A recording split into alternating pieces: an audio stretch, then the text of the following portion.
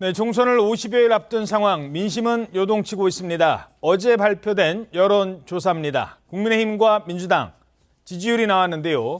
자, 최주현 기자, 일단 어떻게 나왔습니까? 예, 말씀하신 대로 총선을 52일가량 앞둔 시점에서 국민의힘 정당 지지도가 44.3%고요. 더불어민주당이 37.2%를 기록했습니다. 양당 간의 지지율 격차가 7.1%포인트로 오차 범위를 넘어선 모습인데요. 그 밖에 개혁신당은 6.6%, 녹색정의당 1.2%, 그리고 기타 정당이 2.4%를 기록했습니다. 예. 자, 여론조사 결과 오차범위 바뀌다. 지금 이 얘기도 나왔는데 어떻게 분석하십니까? 여론조사 하나만 가지고서 사실 저렇게 분석하기는 좀 어렵고요. 그러나 이제 이 조사의 전 단계 조사하고 비교를 하면 국민의힘은 많이 올라갔고 예. 이제 민주당이 떨어진 그런 모양 아닙니까? 최근 민주당의 공천 잡음과 저는 직접적으로 연관이 있다고 봅니다. 이재명 대표가 특히 임종석 전 대통령 비서실장을 이제 견제하는 과정에서 벌어지는 친문과 친명 간의 갈등. 예. 잘 아시다시피 문재인 전 대통령은 퇴임 직전까지 40%가 훨씬 넘는 지지율을 기록하고 있었거든요. 그러니까 그런 상황에서 지금은 이제 이재명 대표가 친문들을 이렇게 좀 밀어내는 분위기가 너무 장기간 지속이 되고 있어요. 아하. 아마 이런 점이 민주당 그 지지층의 강도를 좀 낮추기 때문에 지금 저런 결과가 나오지 않겠는가. 대신 그 국민의힘의 경우에는 지금 그 비교적 공천자 범위 나오지 않고 있어요. 상당수가 이제 경선으로 가니까. 그러니까 그런 거와 대비되면서 국민의힘은 올라가고 민주당은 떨어지는 것 아닌가 싶습니다. 예. 어떻게 분석하십니까? 예, 좀 전반적으로 동의를 하고요.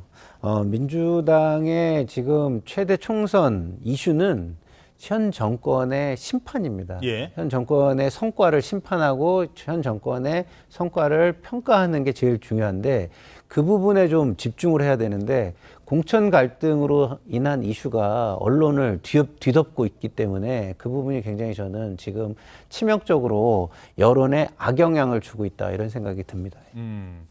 자, 임종석 전 실장 문제라든가 이 친문에 대한 배제 이런 것들이라고 했는데요. 요거 잠시 뒤에 분석하고요. 그리고 또 하나가 이 한동훈 위원장과 이재명 대표의 지지도 요것도 계속 조사를 하고 있는데 이번에는 어떻게 나왔습니까? 예, 이 조사는 15일과 16일 이틀 동안 조사한 건데요. 한동훈 위원장이 일을 잘하고 있다가 53%, 잘못한다가 40.7%로 긍정 답변이 과반에 달했고요. 이재명 대표에 대해서는 잘한다가 38%, 잘못한다가 56.6%로 부정적인 답변이 과반을 넘어선 이런 조사가 나왔습니다. 서울은 물론 이 대표 주요 기반인 경기도에서도 한 위원장 긍정평가가 더 높았다는 점이 눈에 띈다. 이런 해석들이 나오고 있습니다. 수도권, 특히 서울 지역에서 한동훈 위원장의 지지율이 좀 눈에 띕니다. 다른 곳보다. 그리고 경기도와 인천은 거의 오차범위 안쪽에서 저렇게 치열한 접전을 벌이고 있고요. 특히 서울이 눈에 띄는데. 자, 저 지지율 어떻게 분석하십니까? 일단 지난번 총선에서 서울에서 그 국민의힘이 8대 41로 졌었죠.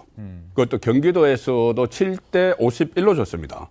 그 상황인데 지금 지지율은 일단 인천 경기는 오차범위 안에 있고 서울은 앞서는 걸로 나왔지 않습니까?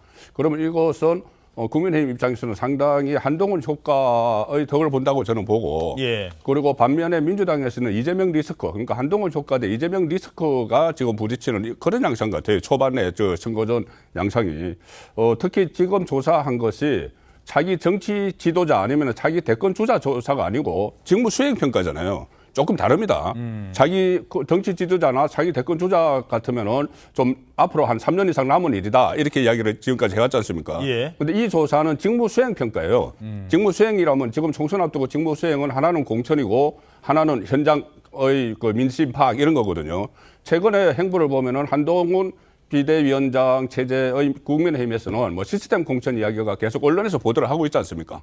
그런데 이재명 대표는 계속 사천 논란이 계속 일어나니까 이게 비교가 되는 것이고 현장 가서 민심을 파악하는 것도 최근에 경기도를 중심으로 해서 한동훈 비대위원장이 상당히 광폭 행보를 벌이고 있다 이런 평가가 있죠. 예. 반면에 이재명 대표는 이 재판에 계속 주 3회 나가는 이런 양상이 지금 일단 국민 눈에는 한동훈 효과와 이재명 리스크가 딱 대비가 되는 그 상황이 이어지고 있기 때문에 정당 지지율이나 이 두 대표 간의 이 지지율 격차가 나오는 것 같습니다. 예. 그리고 또 하나는 한 사람이 계속 목소리를 높이고 있다는 거죠. 한동훈 위원장 그동안 이재명 대표를 향해서 강도 높은 공세를 펼쳐왔습니다. 만약 검사 독재가 있다면 이재명 대표는 지금 감옥에 있을 겁니다. 검사 독재란 말 자체는 일단 검사를 사칭한 분이 이런 말씀하시는 게 좀 코미디 같긴 합니다. 그렇게 검사 독재한다면 이재명 대표가 지금 길거리를 돌아다닐 수가 있겠습니까?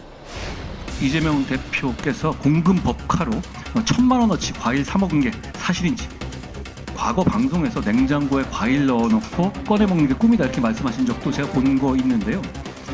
아무리 그래도 세금으로 그 소원 이루면 안 되는 것 아닌지 제가 묻고 싶습니다. 제가 반론의 기회를 드리고자 객관식으로 물어보려고 합니다. 1번, 나 안 먹었다. 사실은 과일을 안 좋아한다. 내가 과일 좋아한다고 말했다고 해서 진짜 좋아하는 줄 알았냐. 2번, 내가 과일 먹고 일제 샴푸 쓰고 내 제사상 대신 차리게 한 거 맞지만 뭐 다 이러고 사는 거 아니냐. 3번, 사실은 과일도 다 정진상, 김용, 유동규가 먹은 거다. 4번, 내가 먹긴 했지만 나는 내 돈으로 산 줄 알았다. 자, 물론 이재명 대표는 한동훈 위원장의 공세에 반응을 하지 않고 있습니다. 하지만 저렇게 계속 공격을 하고 있는데 아무런 반응을 하고 있지 않다. 이 부분에 어떤 지지율이라든가 이런 것도 영향을 미칠까요? 현재 업무 수행에? 지금 한동훈 비대위원장이 지적하는 저 대목은요, 상당 부분이 그 사실관계하고 부합합니다. 그렇죠? 물론 이재명 대표가 반응을 안 하고 있기 때문에 저 부분을 뭐 규명하거나 공방이 그 더 확산되지 않을 뿐이지, 그 사실은 뭐 과일 문제라든가 이런 것들은 공익제보자라는 그 조명현 씨가 이미 다 공개를 했고요. 예. 그다음에 뭐 검찰 수사도 이루어지고 있는 것이고, 또 일부 이제 이재명 대표의 부인인 김혜경 씨에 대한 뭐 검찰의 기소도 있고, 뭐 선거법 위반이지만 이런 것들이 워낙 사실관계에 부합하기 때문에 아마 저 얘기를 이재명 대표가 반박을 안 하더라도 상당수의 유권자들은 저걸 사실로 받아들이는 사람이 꽤 있을 거라는 점이죠.